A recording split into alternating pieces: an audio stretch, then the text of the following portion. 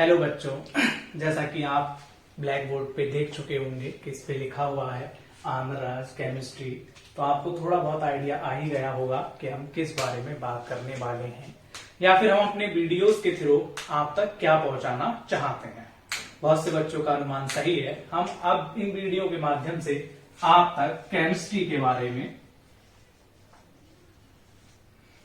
या आपके सिलेबस को, जो कि क्लास 9 से लेके 12 तक की जो प्रॉपर केमिस्ट्री है एनसीईआरटी सीबीएसई, उसकी वीडियोस हम आप तक पहुंचाएंगे। मैं उम्मीद करूंगा कि ये वीडियो आपको पढ़ने के दौरान आपकी बहुत हेल्प करेंगी और आपको जो चीजें स्कूल में समझ में नहीं आ रही हैं या खुद से पढ़ने के दौरान समझ में नहीं आ रही हैं, वो इन वीडियो से आप इजीली समझ पाएंगे। सबसे पहले हम बात करेंगे आज क्लास 12 की, बिकॉज रिसेंटली में अभी डेट शीट आई है 2 फरवरी को। तो आप सभी लोगों ने डेट शीट देख ली होगी और डेट शीट देखने के बाद आपको पता लग गया होगा कि 4 मई से आपके प्रॉपर एग्जाम स्टार्ट हो जाएंगे। तो इसी चीज को हमने ध्यान में रखते हुए, बहुत से बच्चों से सजेशन लेते हुए, बहुत से बच्चों की रिक्वेस्ट को देखते हुए हमने अपना ये चैनल स्टार्ट किया है। हालांकि आप लोग देख चुके हैं चैनल तो काफी पुराना है, इस पे काफी पहले भी वीडियोस पड़े हैं और काफी वीडियोस मैंने यहाँ से हटा दिए हैं। अब मैं आपके लिए दोबारा से फ्रेश नई वीडियोस रिप्रेजेंट करने जा रहा हूं। उम्मीद करता हूं कि आपको पसंद आएंगे और अगर आपको पसंद आए, अच्छे लगे और आप समझ पाए तो बाकी का आप सब लोग समझदार हैं, बोर्ड्स के एग्जाम देने जा रहे हैं, आपको क्या करना है यू नो बेटर। तो बात करें हम आपके बोर्ड्स की। इस बार कोरोना के चलते हमारे सीबीएसई बोर्ड ने, एनसीईआरटी ने आप लोगों की सुविधा के लिए कि आने वाले बोर्ड के प्रेशर को कम करते हुए आपके लिए काफी फैसिलिटीज प्रोवाइड की गई है। फैसिलिटीज मीन्स, मेरा मतलब ये नहीं है कि आपके लिए स्पेशल वैक्सीन बना के दी गई है। इट्स मीन्स दैट कि आपका जो टोटल सिलेबस है उसमें से 30% हिस्सा क्या कर दिया है, आपका रिड्यूस कर दिया है। तो जहां तक मैं समझ पा रहा हूं आप सब लोग बहुत खुश होंगे कि आपके 100% सिलेबस में से 30% सिलेबस रिड्यूस कर दिया गया है। तो बच्चों टोटल आपको कितना सिलेबस पढ़ना है इस केमिस्ट्री में? सिर्फ 70% सिलेबस पढ़ना है और अब आपके पास टाइम भी बहुत कम है। तो हम दोनों ही लोग कोशिश करते हैं, आप वीडियोस देख के, हम वीडियोस बना के, आपको कभी कोई सवाल हो, कभी कोई क्वेरी हो, आप कमेंट सेक्शन में हमसे किसी भी वीडियो के दौरान पूछ सकते हैं। हम आपका जल्दी से जल्दी रिप्लाई देने की कोशिश करेंगे और बाकी के आपसे कांटेक्ट रखने के लिए, कम्युनिकेशन रखने के लिए हम अपनी रिसोर्सेज को बहुत जल्द डेवलप करेंगे, जिससे कि आपकी समस्याओं को जल्दी से जल्दी दूर किया जाए। बिकॉज बोर्ड एग्जाम आ रहे हैं आपके, 4 मई से बोर्ड एग्जाम स्टार्ट हैं और जहां तक मेरी नॉलेज में शायद आपका 14 मई के आसपास केमिस्ट्री का एग्जाम है। तो इसीलिए मैं आज से आपके लिए केमिस्ट्रीज की वीडियोस को रिसेंटली कोशिश करूंगा हर संडे टू संडे आपको एक चैप्टर की या चैप्टर्स को पार्ट्स में डिवाइड करके आप तक पहुंचाऊं, जिससे आप वीडियोस को आसानी से समझ सकें, पर्टिकुलर टॉपिक समझ सकें। तो इसकी पहले हम क्या देंगे कि आप बोर्ड में अच्छी तैयारी कर पाएं। इसके लिए आपको मैं एक पहले प्लान बना के दूंगा कि आखिरकार आप कैसे बोर्ड की तैयारियों के लिए पढ़ सकते हैं। तो इस प्लान को आप अपनी रेगुलर स्टडी में अप्लाई करिएगा, बहुत हेल्प मिलेगी आपको, ठीक है। तो आज बात करेंगे हम क्लास 12 के केमिस्ट्री के सिलेबस की। सारे बच्चे जो क्लास 12 में हैं वो लोग जरा ध्यान से सुने। तो 12th में केमिस्ट्री में आपकी एनसीईआरटी की बच्चों 2 बुक्स हैं केमिस्ट्री की, एक पार्ट 1 और एक पार्ट 2।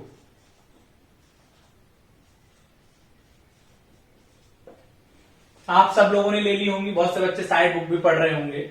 आप सारी बुकें पढ़िए, जो आपको बेस्ट लगे आप उससे पढ़िए। आपके पार्ट 1 में नियर अबाउट चैप्टर्स की जो टोटल संख्या है, इन दोनों में जो टोटल नंबर है आपके चैप्टर्स के वो है 16, ठीक है। 16 में आपकी फर्स्ट बुक में 9 चैप्टर हैं, बाकी के बचे हुए आपके 7 चैप्टर सेकेंड बुक में है। अब फर्स्ट बुक की बात करें आज हम, तो फर्स्ट बुक में कौन कौन से चैप्टर्स आपको दे रखे हैं। फर्स्ट बुक में जो आपके 9 चैप्टर है उसमें आपका पहला चैप्टर है सॉलिड स्टेट, दूसरा चैप्टर है आपका सॉल्यूशन। हाँ, बहुत से बच्चों का कहना सही है कि solid state last year 11th में चला गया था, इस साल दोबारा से 12th में आ गया है।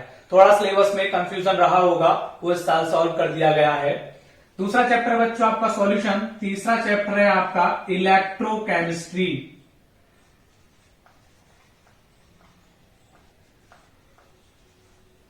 एंड चौथा चैप्टर है बच्चों आपका केमिकल काइनेटिक्स।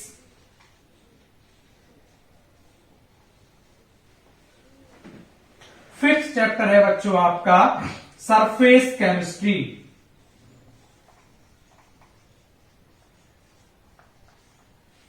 सिक्स्थ चैप्टर है आपका general principles of isolation of elements. Actually इसका नाम शायद कुछ ऐसे general principle and processes of isolation of elements करके है। देन आपका सेवंथ चैप्टर है बच्चा पी ब्लॉक। एट चैप्टर है आपका D and F block. And last में आपका नाइन्थ चैप्टर है बच्चों कोऑर्डिनेशन केमिस्ट्री। माफ करिए, इसका नाम है कोऑर्डिनेशन कंपाउंड्स। तो ये आपके पहली बुक के 9 चैप्टर्स हैं जो आपको पढ़ने हैं। ठीक है, अब इन चैप्टर्स के बारे में भी हम बताएंगे कि इनको आप कैसे रिवाइज कर सकते हैं, कैसे अच्छी तैयारी कर सकते हैं। पहला chapter solid state solution, electrochemistry, chemical kinetics, surface chemistry, general principle of isolation of elements, P block, D and F block और लास्ट में आपका कोऑर्डिनेशन कंपाउंड। ये तो रही बच्चों आपकी फर्स्ट बुक। अब बात करें सेकंड बुक की। सेकंड बुक में बच्चों कितने चैप्टर हैं आपके? 7। तो ये 7 चैप्टर्स आपके कौन कौन से हैं? पहला है आपका halo alkanes and halo arenes. दूसरा है बच्चों आपका एल्कोहल, फिनोल्स। तीसरा है बच्चों आपका एल्डिहाइड। चौथा है आपका carboxylic acid and their derivatives. Fifth chapter है आपका, सेकेंड बुक का बच्चों ये फिफ्थ चैप्टर है, यानी कि कार्बोक्सिलिक के बाद आपका होगा बायोमोलिक्यूल्स। इसके बाद होगा आपका अमाइंस। इसके बाद होगा आपका 5th 6th 7th चैप्टर आपका पॉलीमर्स। और एक होगा आपका पॉलीमर्स। और एक और चैप्टर है आपका बच्चों इसमें 1 2 3 8 चैप्टर आपका निकल के आ रहा है, chemistry in daily life.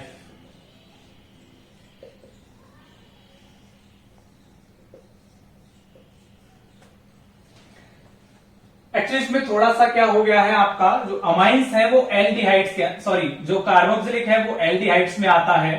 Amines आपका बच्चों एक अलग चैप्टर है। एंड ये दोनों आपके एक ही में है, तो 1 2 3 4 5 6 और ये 7। अब ठीक है, आपका थोड़ा बहुत आगे पीछे रहा होगा तो आप लोग बुक से मैच कर लीजिएगा, बट आई थिंक इतना ही सब कुछ है। ओके, तो बच्चों ये सेकंड बुक है, ये आपकी फर्स्ट बुक है, दोनों एनसीईआरटी की बुक्स हैं। टोटल चैप्टर 17 है। अब सबसे इंपॉर्टेंट बात क्या है आज? सबसे इंपॉर्टेंट बात यह है कि इस चैप्टर में, इस सिलेबस में, जैसा कि मैंने आपको पहले ही बताया था, आपका 30% हिस्सा रिड्यूस्ड कर दिया गया है। तो हम वो भी बात कर लें आपके 30% हिस्से की। ध्यान देने वाली बात यह है कि 30% जो सिलेबस रिड्यूस हुआ है वो सिर्फ 2021 के बोर्ड एग्जाम्स के लिए हुआ है, बिकॉज कोविड-19 की वजह से। आप सभी लोग जानते हैं कोरोना महामारी पूरी दुनिया में चल रही है। इसी महामारी को दिमाग में रखते हुए, ध्यान में रखते हुए हमारी सरकार ने, एनसीईआरटी सीबीएसई ने मिलकर 30% सिलेबस को रिड्यूस किया है। तो बात करेंगे 30% सिलेबस कौन कौन सा रिड्यूस हुआ है।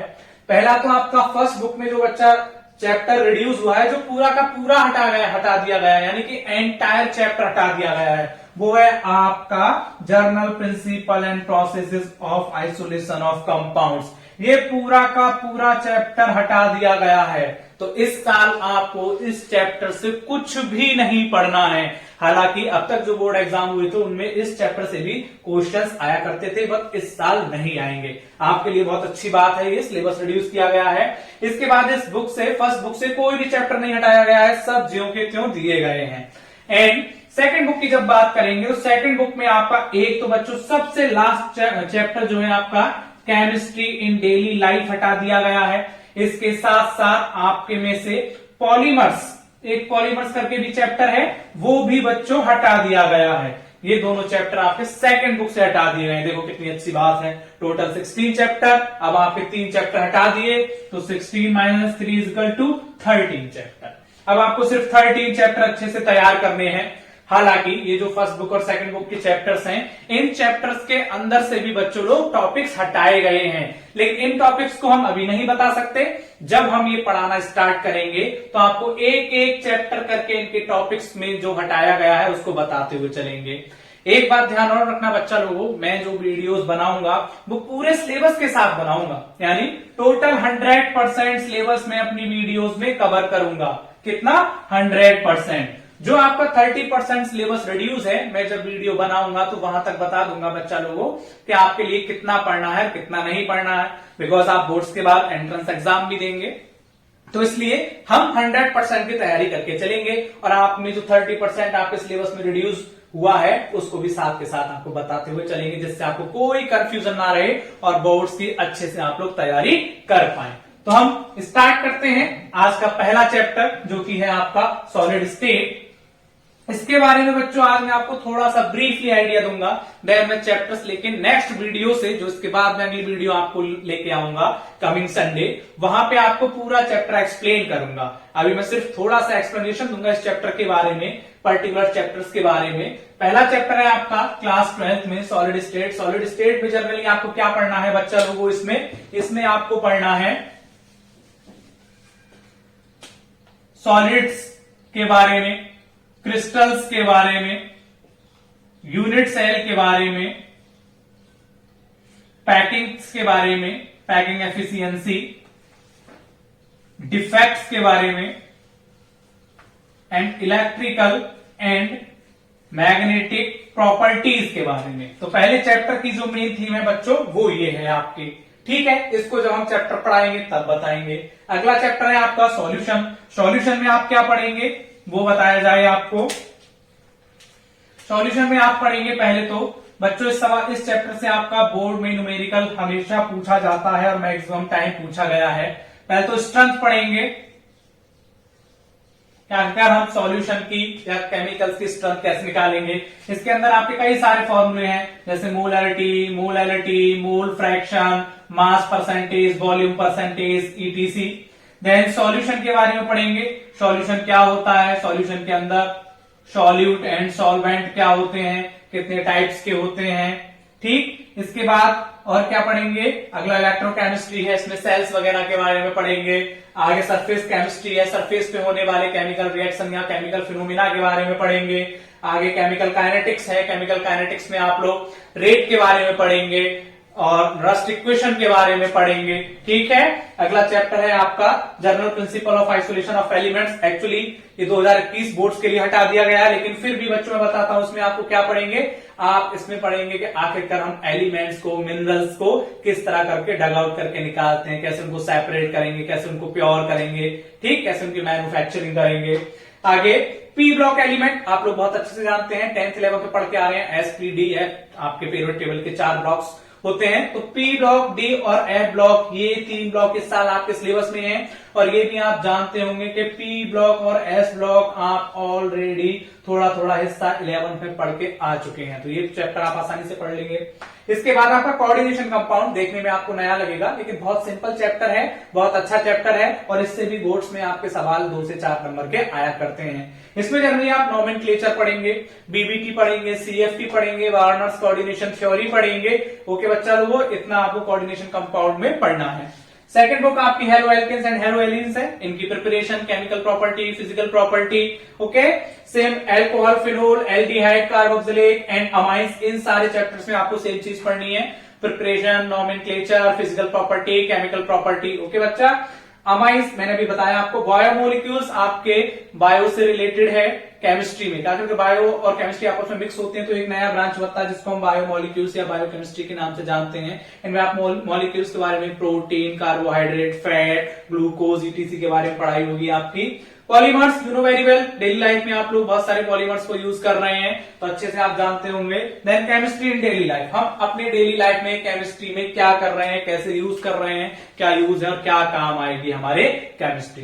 तो आज के लिए हमने आपके लिए सिर्फ केमिस्ट्री के इंट्रोडक्शन के बारे में ये वीडियो लॉन्च करेंगे हम, जिससे कि आपको पता लगे कि आपको किस तरह करके चैप्टर में क्या क्या पढ़ना है। ब्रीफली मैंने आपको बताया है, हालांकि आप सब लोग पहले से भी जानते हैं कि आपके सिलेबस में क्या है क्या नहीं है। मैंने एक दो बातें नहीं बताई होंगी या एक दो बातें आपको पहले से ही पता होंगी। मैं उम्मीद करता हूं आपको दोनों बुक्स का केमिस्ट्री के सिलेबस के बारे में पता लग गया होगा कि आप क्या पढ़ने वाले हैं। अभी मैं आपको यहाँ पे ये भी बताता हूं कि आप बोर्ड्स के लिए कैसे प्रिपरेशन कर सकते हैं, बिकॉज हम वीडियो से स्टार्ट कर रहे हैं। जब हम चैप्टर की पहले की वीडियो लेंगे तो अभी से जब हम बता के चलेंगे कि आपको ऐसे पढ़ना है, तो आप पहले से ऑलरेडी अच्छा होकर चलेंगे ना, अपने आप को मैनेज करके चलेंगे। चलिए, तो हम आपके बोर्ड्स के लिए कुछ स्ट्रेटेजी बताते हैं, आप उनको ध्यान में रखिए। पहली तो बच्चा लोग ये कि आप हर सब्जेक्ट के लिए, आपके 5 सब्जेक्ट होंगे, किसी पे 6 सब्जेक्ट होंगे, physics, chemistry, math, bio, Hindi, English, जो भी आप लोगों के सब्जेक्ट हैं। एक तो हर चैप्टर के लिए आज से कम आप 3 घंटे हर चैप्टर के लिए 3 घंटे दीजिए। 3 घंटे में लिए आप मेन सब्जेक्ट को दें, जैसे कि पीसीएम हो या पीसीबी हो। हिंदी, इंग्लिश आप ऑल्टरनेट डे भी कर सकते हैं। इनको जब आप 3-3 घंटे देंगे तो आपकी तैयारी बहुत अच्छी होती हुई चलेगी। दूसरा, प्रॉपर नींद लें, आराम से सोएं, जल्दी जगें। जब आप जल्दी सोएंगे, जल्दी जगेंगे, तभी आपका पूरा दिन अच्छा जाएगा। तीसरा, बैलेंस डाइट लें।